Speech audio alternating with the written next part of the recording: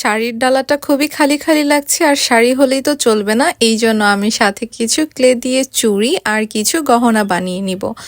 আর চুড়িগুলো বানানো অনেক বেশি সহজ, তোমরা যেরকমটা ভিডিওতে দেখতে পাচ্ছ ঠিক ওইভাবে করেই কিন্তু চুড়ি বানিয়ে ফেলতে পারো। যদিও পারফেক্টলি লাগছে না, তারপরও কি আর করার, বানাতে যেহেতু হবে তাই বানিয়ে ফেললাম। এরপরে দেখো আমি এখানে কিছু গহনা দিব। তো এই যে দেখো, শাড়ির সাথে গহনা পরবে না তা তো হয় না, সাদা আর নীল এই দুইটাকে মিক্সড করে আমি একটু হালকা করে নিয়েছি আর এটা দিয়ে আমি গহনা বানাবো। তো এর জন্য আমি এই দুইটা ক্লেকে সুন্দরভাবে ফিক্সড করে দিচ্ছি, এরপরে আরেকটা ফিক্সড করে দিচ্ছি।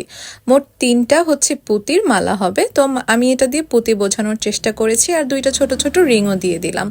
তো শাড়িটাকে বেশি সিম্পল লাগছিল তাই আমি একটু হাবিজাবি দিয়ে দিয়েছি আর একটা ফুলের গাজরাও বানিয়ে দিলাম, মানে মাথায় দেওয়ার জন্য একটু ফুল বানিয়ে দিলাম। ব্যাস, আমার শাড়ির ডালাটা রেডি। তো এই নীল শাড়ির ডালাটা কে পরতে চাও অবশ্যই কিন্তু কমেন্টে জানাবে। আল্লাহ হাফিজ।